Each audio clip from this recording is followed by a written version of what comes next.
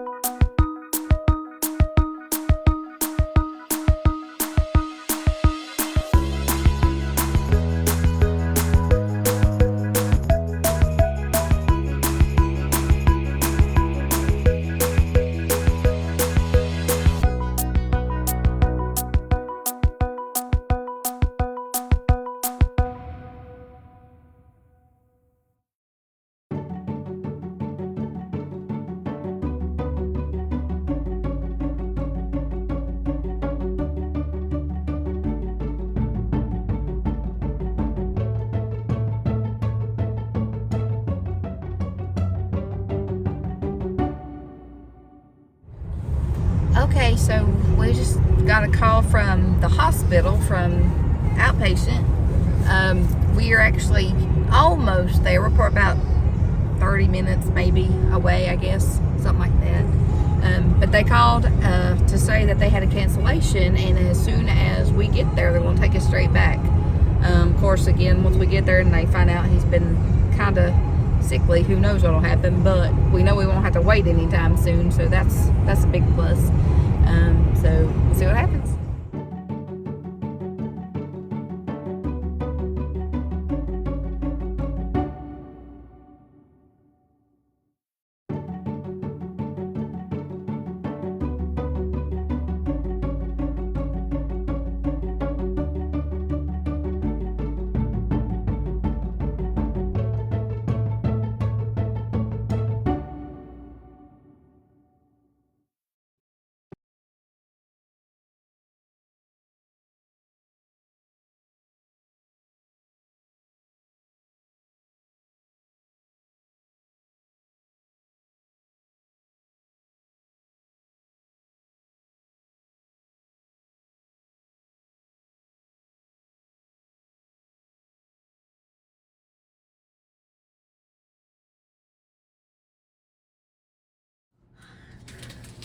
Mom, I need you.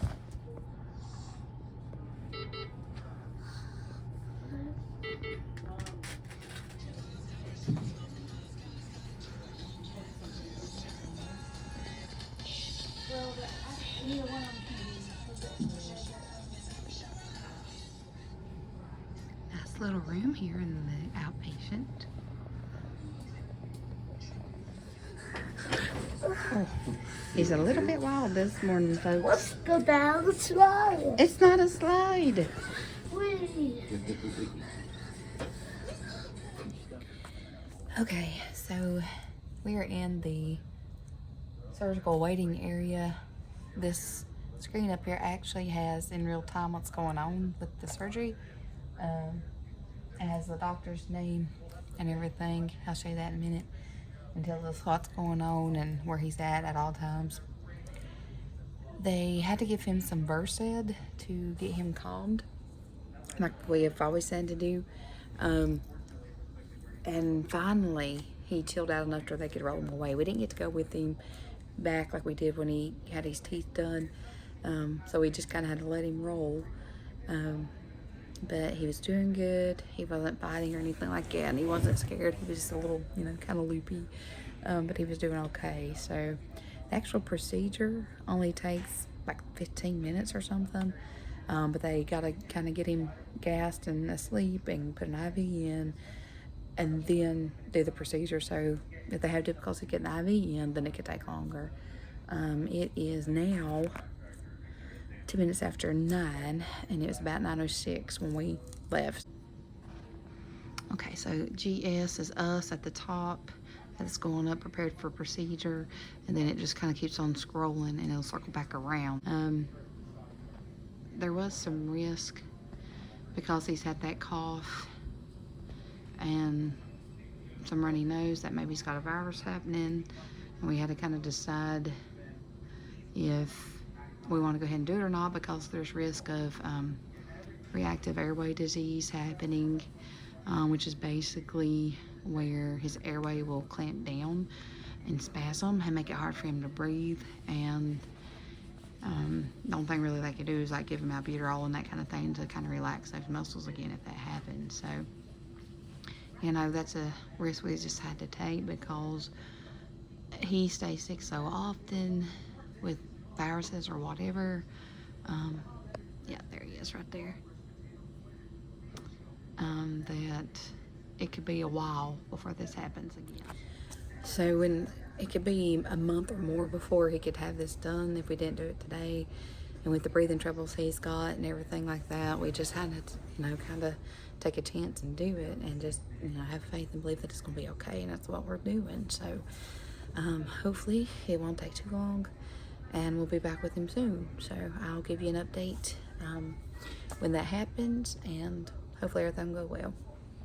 Okay, so we're at the top now, and it says procedure in progress for Garrett, and status time at 9:17, and it is now 9:36. So hopefully it won't be too long before somebody comes to get us. Okay, so we just got the call from the doctor. The procedure's over. It went really well. Apparently his tonsils and his adenoids were ginormous, and his adenoids were fully obstructing his nasal passageway. So we now know for definite that he wasn't getting any airflow that way. So the poor young'un has been relying basically on his mouth for breathing. So very relieved to know this is done. They said he did very well, and we should be going back to see him any minute. Okay, so it is post-op day 1. It took a while to get back to see Garrett. We sat in the outpatient surgical waiting area for about another hour after I gave that last update. And forgive me, I am battling some kind of respiratory thing right now. So yeah, anyway, so they would call and give us updates by the phone. And what was happening was he did, even though he went through the surgery fine, and I'm talking a little lower because he's actually asleep on the couch, but he went through the surgery okay, but it was after, when he was in the PACU, he started having reactive airway happening. So my understanding was he was really closed off. He was using his refractory muscles for breathing, and apparently it was not a good situation. Of course, we've seen that with him at night here at home, trying to breathe, and with not having anything but an albuterol and being able to just like reposition, and that's all we could do. Of course, down there they had oxygen available, suctioning. They gave him 2 different kinds of nebulizing treatments, one that had epinephrine in it, so that actually helped. And then he started coming out of the anesthesia a little bit, so when he became awake and started, screaming and crying and biting, that helped open his airway too.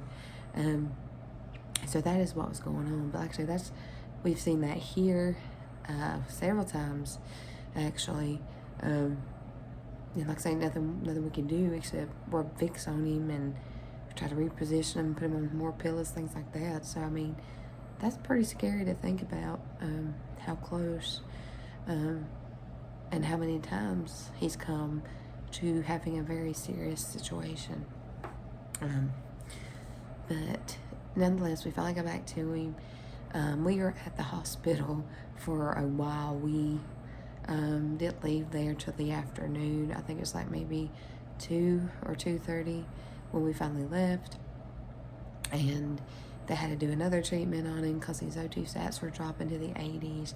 And it was mainly because there wasn't nothing going on with his lungs. This was mainly because he just wasn't really coming out of the sedation like he needed to. He wasn't waking up when he needed to. His tongue kept falling back and occluding his airway. So we just needed him to really wake up and be able to be about himself, so that way he could, be alert and all them things would fix itself. So when he finally started coming around, that did happen. So that's when we were finally able to go. So we got home yesterday, and he had a little bit of yogurt, and that was about it. He drank very little, but we could get some in him. I set alarms on my clock to get up every 3 hours to give him his pain meds, which was alternating between Tylenol and Motrin. So every time that I would get up, I would make him drink. And that's what we've been doing today too, until he got, good and awake. And then I've been trying to get him to drink and pour some fluids on him and things like that. He just recently went to sleep. I guess he's been asleep probably 20 minutes. And his breathing, though, is so much better, y'all. I cannot even begin to explain the difference in how he sounds when he's sleeping. Having those tonsils and those giant adnoids out of the way is already making such a big difference. And I know once the swelling goes down, the doctor said it could take like up to 2 months to really fully heal from this. So I'm sure about first of the year, he's going to be doing phenomenal as far as that goes. So whether or not we do sleep studies and all that remains unseen. That depends on how good this comes out. But I do feel, fully convinced that that was a big part of his problem as far as his sleep goes. But yeah, bless his heart. His little tongue had a little bit of yeast coating on it from the neb treatments, and so I've been trying to help kind of gently brush that away as much as he'll let me do. We did take a bath today. I think he got a bath, and that seemed to make him feel a little bit better and get some of that sticky tape stuff off of him and all that. But the biggest thing now is just trying to keep him hydrated. He's taking his medication for me okay, but he's not really wanting to drink that much. I had 2 different cups for him this morning, and they were both, non-see-through with lids and had straws and stuff. So, and I would give it to him, and he would get it, and I thought he was doing good, and that we were getting some good fluids in. And then I started really checking them, and I'm like, these don't really feel like anything's really gone. So when I checked the lids, took them off and checked them, he hadn't been really drinking anything. I think he'd just been pulling a fast one on me. So I had to get another one, something that I could actually measure in real time if he's getting it or not. So I've been forcing him to drink that. So I got most all of it in, but he still needs so much more. When he went and peed last, it was very little, and that was earlier this morning. It was a very little amount, and it was starting to change in color. So that's not a good sign. That means you're starting to go in the wrong direction. So we don't want that. So I've got pudding, popsicles, ice cream. I've got applesauce. I've got all kinds of soft foods. I've got juice, different kinds of juices, water, Kool-Aid, anything you can think of to drink, I've got here. I prepped for this as much as possible, but he does not like a lot of things. He won't eat a lot of things. He won't drink a lot of things. So I've got all his favorites. It's just, I think, the fear that it may hurt, and it probably does still hurt even with the meds.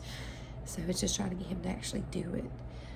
So maybe when he wakes up, it'll be a better afternoon, I hope. But that's where we are.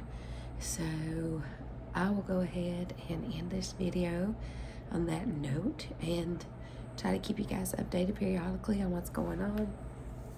I'm off this whole week with him. He may go back to school next week, and he may not. It just depends how he's doing. But if he can't, we'll just cross that bridge when we come to it. Mom is actually getting her knee done. Not knee, sorry. I've had a little sleep. Her other hip done next Tuesday next week. So there's a lot going on. So if you will, just say a prayer for us, good vibes, whatever you do. We greatly appreciate it. And like I say, I will try to keep you guys updated on his progress and just overlook me, because I am a tired mess.